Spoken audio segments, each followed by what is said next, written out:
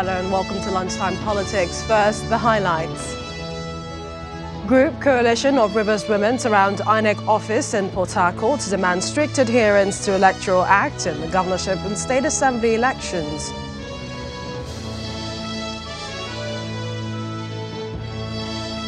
"15 governorship candidates in Akwa Ibom State pledge peace as they sign pact ahead of Saturday's polls. Nigeria's GDP to contract by 10 trillion naira in first quarter 2023. That's according to former Statistician General of the Federation, Yemi Kale.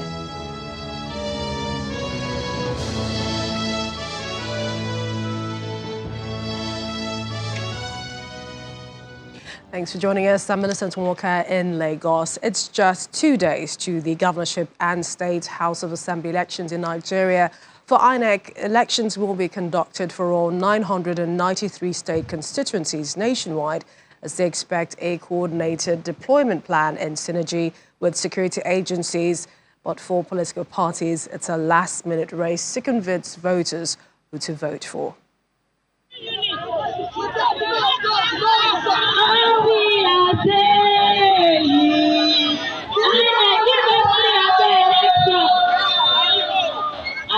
And we begin with just a few hours ago where a coalition of Rivers women, a group, surrounded the Independent National Electoral Commission INEC office in Port Harcourt, demanding strict adherence to the Electoral Act and the conduct of Saturday's governorship and state assembly elections.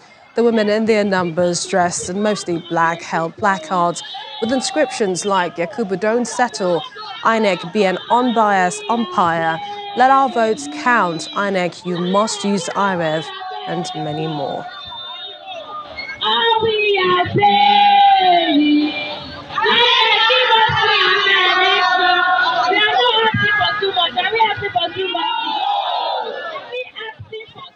Well, we head out of Rivers State, where in Akwa Ibom, 15 governorship candidates have signed a peace accord to reaffirm their commitment to peaceful elections.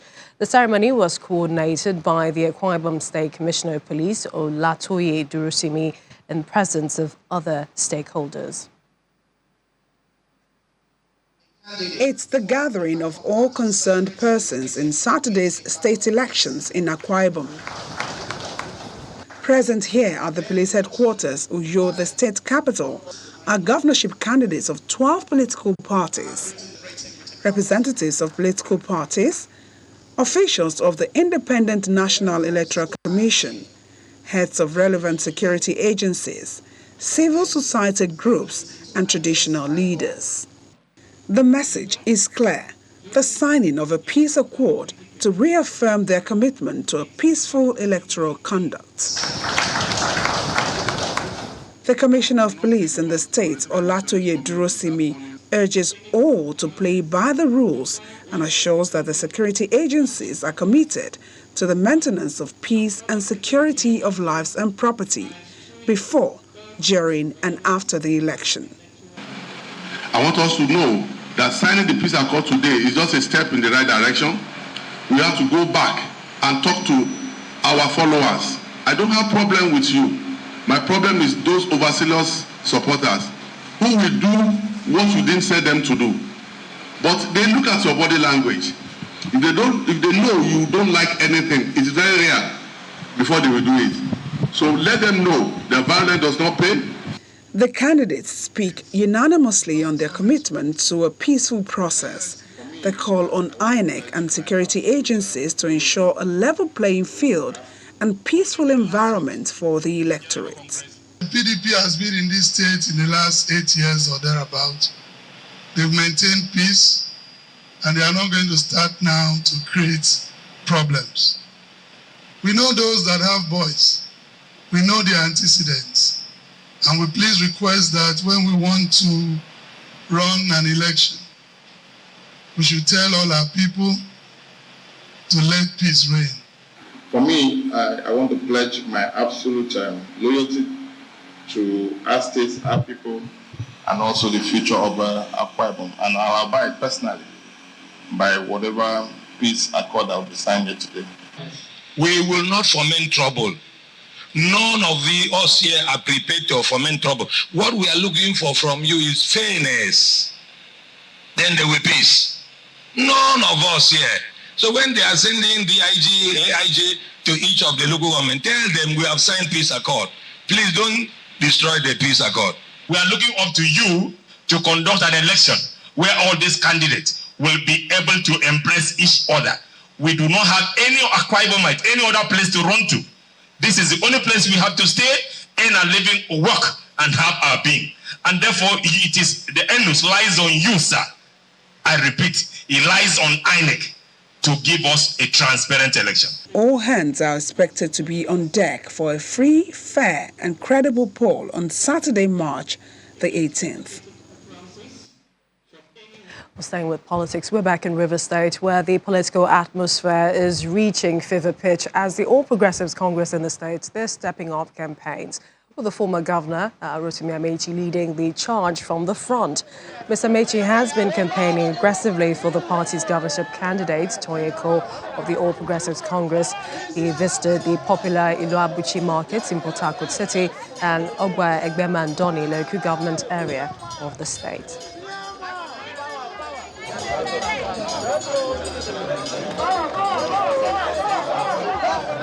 I established primary schools, right? Yeah. I made it free for everybody, right? Yeah. I paid the school fees to the teachers, to the school headmaster. Yeah. I established health centers, right? Yeah. I made it free for everybody, right? Yeah. Wike came and closed it down. The hospitals are not working. The doctors, I bought 600 cars for all the doctors. When I came, I met 200 doctors. When I was leaving, I had 600 doctors. Bought cars for all of them. I built flats in the health centers. All the health centers had flats for doctors and flats for nurses. I employed nurses. They have all, the whole place is closed down. One man is putting the money in his pocket. 12 flyovers. When I was building flyovers, they were 1.9 billion naira. Let's give it 100%. 3 billion naira inflation. Is Wike telling us that 13 flyovers is the cost of all the money we have had in the state? Apart from flyover, let him tell us another thing he has done. And we head to Katsina, where at least 45,000 members of the People's Democratic Party, PDP, have dumped the party for the Social Democratic Party, SDP, in the state. The SDP governorship candidate there, Mr. Ibrahim Zakari Talba, while receiving the defectors at the SDP campaign office in the state capital, expressed his delight, stating that their defection shows the level of acceptance the party, the SDP, is getting from the people. Mr. Talba was represented by his deputy, Ibrahim Sulaiman. We received people from PDP, over 40,000, that they come to our party SDP here in Katsina, in our party office. And so I'm very delighted that these people decided to move from PDP to our party, which show an indication of our acceptance of our governorship candidate of Ibrahim Zakari Talba of 2023. Actually, I'm more delighted and I'm happy for this. So we have been receiving so many people, some coded and some open. There are so many people that are willing to join this our movement of new revolution, of bringing youth into the politics. Or perhaps a little bit away from the political stories, a former statistician general of the Federation, Oyeyemi Kale, has projected that Nigeria's gross domestic product, GDP, would contract in the first quarter of 2023 due to the Naira redesign policy of the Central Bank of Nigeria. In a series of tweets on Tuesday, Mr. Kale, who is now chief economist at KPMG Nigeria, projected that the country's GDP would reduce by about 10 trillion naira to 15 trillion due to the nationwide cash scarcity. The economist, who served as the CEO of the National Bureau of Statistics, NBS, from 2011 to 2021, said this would affect Nigeria's total GDP, which stood at 198 trillion naira in 2022, as most sectors are cash-based. While stating that there is nothing new or wrong about currency redesign or cashless policy if done for the right reasons and at the right time, he says, but every policy will have pros and cons and will benefit some, but not others. And there is no policy that won't affect someone negatively or that won't have costs. But he says of the 46 economic activities, agriculture, some manufacturing activities, especially food and beverage, textiles, apparels, trade, arts, entertainment and recreation, accommodation and food services, road, water transport and other services are expected to be the most affected. Mr. Kale further added that when such policies are introduced, palliatives should be set aside to reduce its negative effect.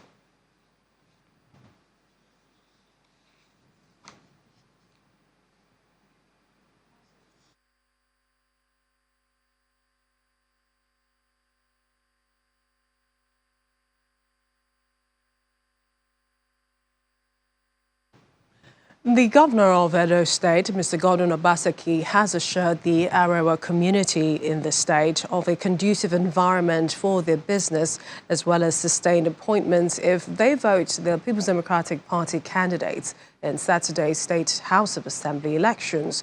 Mr. Obaseki made the pledge in Ikoba, Okha local government area as he continued his campaigns for the PDP flag bearers in the assembly polls. He reminded them of the numerous appointments being enjoyed by the Arewa community in his administration, ranging from political appointments to slots in the state's local vigilante network.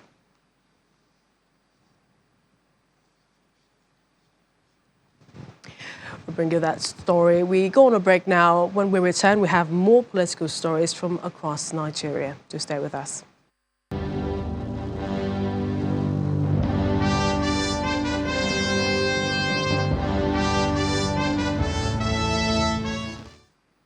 Welcome back. And in just 2 days, Nigerians go to the polls again as 28 states will be conducting governorship elections and also the states' houses of assembly elections. But how ready is INEC?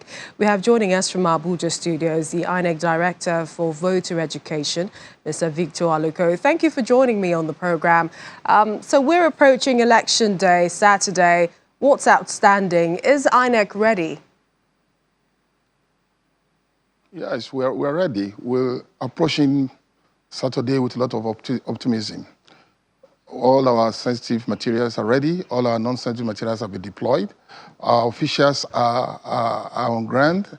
You know, all the collation officers, the presiding officers, supervisory presiding officers, all those that will supervise the whole election at the local levels. We have them. And of course, we already trained our officials. All we're doing is doing refresher trainings, try to remind them about the various areas that we need to take charge and make sure that there's no problem at all. And also our logistics, we did a review of our logistics. The logistics that was deployed during February 25 elections. And we've done a good review, looked at the areas where we had problems and tried our best to make sure we plug all those areas, we block all those holes. And also, in the area of our technology, we've also done a good review of the glitches we had. And our ICT people have taken positive steps to ensure that we're able to upload on Election Day without any issues at all. So I can say categorically that as a commission, we're ready. All that needs to be done is for us to make sure we deploy in good time on Election Day, make sure our staff are there well before 8:30 so that they can set up the polling units. As usual, we'll be deploying to 176 polling units across the country. And as you know, we are having 993 constituencies where we'll be electing, where people, Nigerians, will be electing the members of the House, State Houses of Assembly. And of course, there will be governorship elections in 28 states.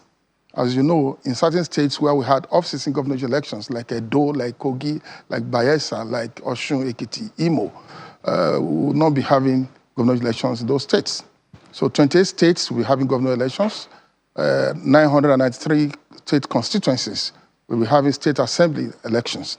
And that's just it. We are doing what we should do as a commission, and we are urging voters in the country that once more, INEC will make available the platform for them to be able to exercise their franchise. Some people say these promises were also made before the February 25 elections. But then if we look back at 1 week, which INEC said it needed, to reconfigure the BVAS, is that concluded now? Yes, we have finished reconfiguring the BVAS. We finished that since yesterday, Tuesday, and the BVAS are on ground, ready to go. Reconfiguring the BVAS took us 5 days, and we are ready now. All the BVAS have been reconfigured, ready for the elections of Saturday. For the IREV, today we just saw women on the streets of Port Harcourt at one of your offices in the capital saying that the IREV must work. Is there any reassurance that indeed all the results will be uploaded in real time on the IREV portal on election day? Yeah, that's what we are committed to do. The results will be uploaded, both results for governorship elections and the results for the State House of Assembly election. Both results will be uploaded real time. The glitches we had on February 25 will surely not reoccur. We are saying we're going to upload those results real time. And so for the women who are in Port Harcourt who are saying that we must do that, we are saying back to them that we will do it. We assure them that we will do so. I also know that the INEC chairman talked about some of the problems that occurred from the last election and saying that, things were being put in place for a better conduct of the elections this Saturday. But for some of the lateness that we experienced for polling units, how much is INEC guarding against that from happening Saturday morning? Truly, we had that experience in some units across the country. And we have taken good stock of all that happened. And it's actually the issue of logistics and the issue of vehicular transportation in all those areas and the inability of our officials to move quickly to the polling units and open. But all those ones, as I told you earlier, we have reviewed them and we have made better arrangements now to ensure that in all those areas and even every ward in the country, every local government, every ward, that we are able to get all the vehicles moving so that people will be able to move on election day and get to the polling units in time. Actually, we believe that our officials should be in the polling units by 7 a.m.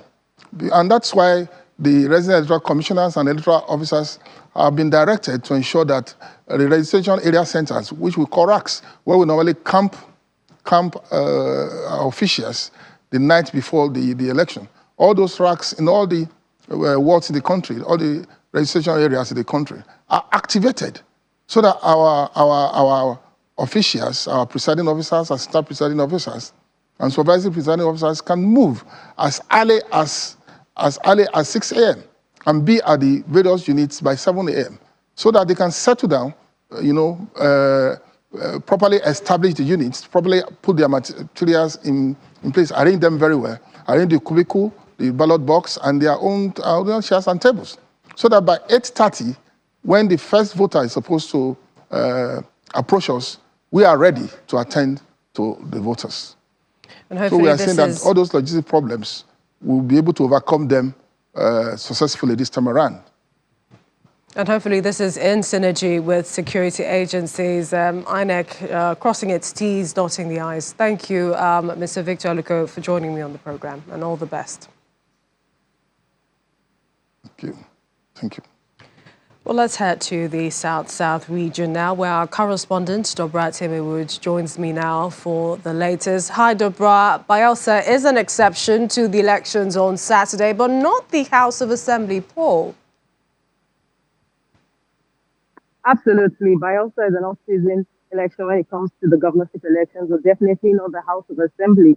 So on the 18th of March, which is this Saturday, Bayelsans will be coming out in their numbers to vote for their preferred House of Assembly members.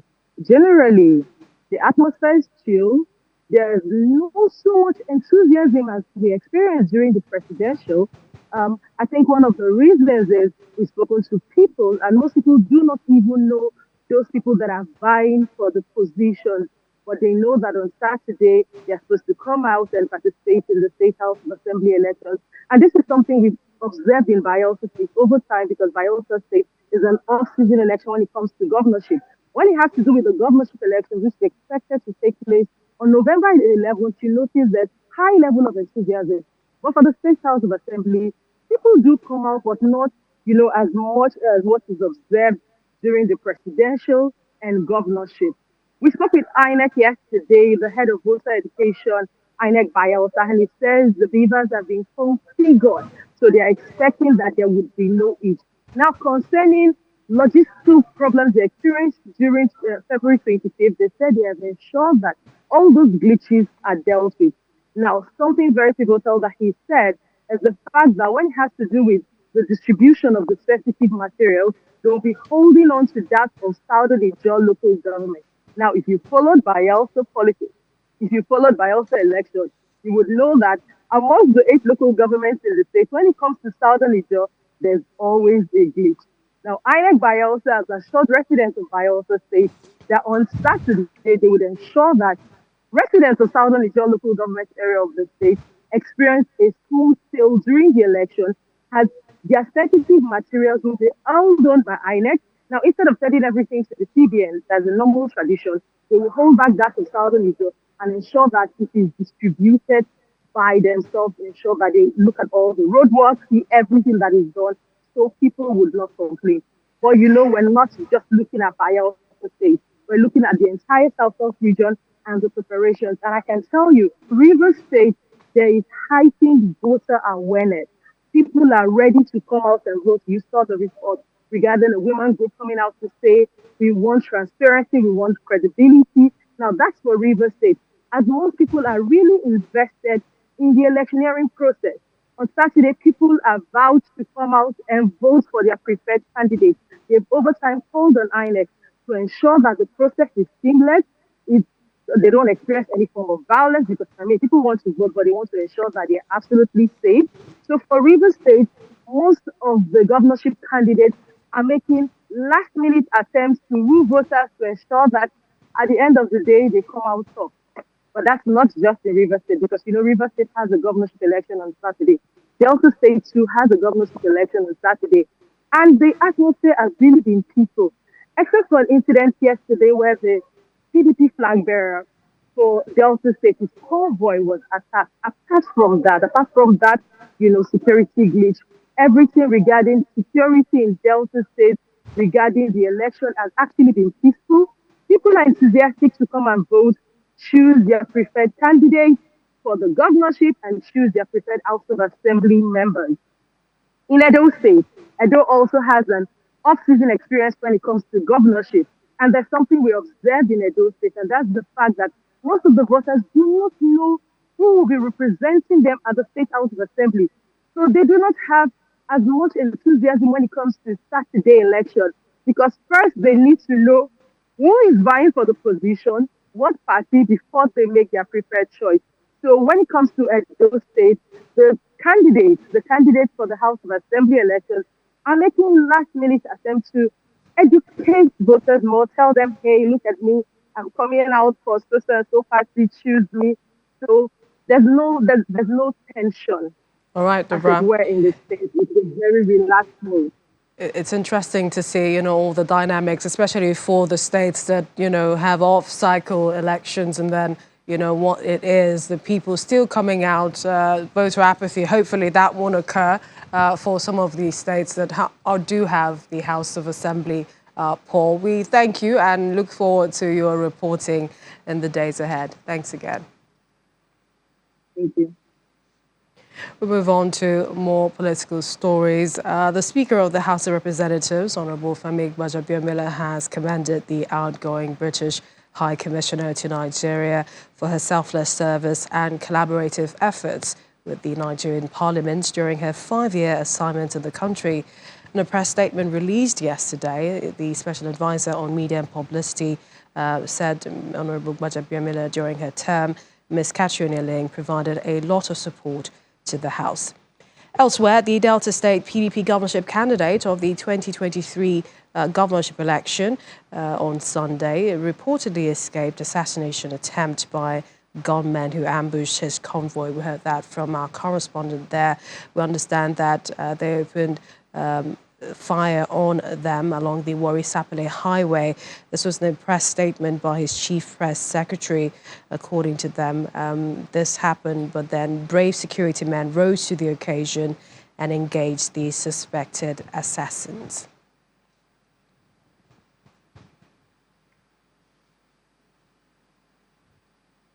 Well, that's our program this afternoon. Thank you for watching. Don't forget, the conversation continues online on our social media platforms.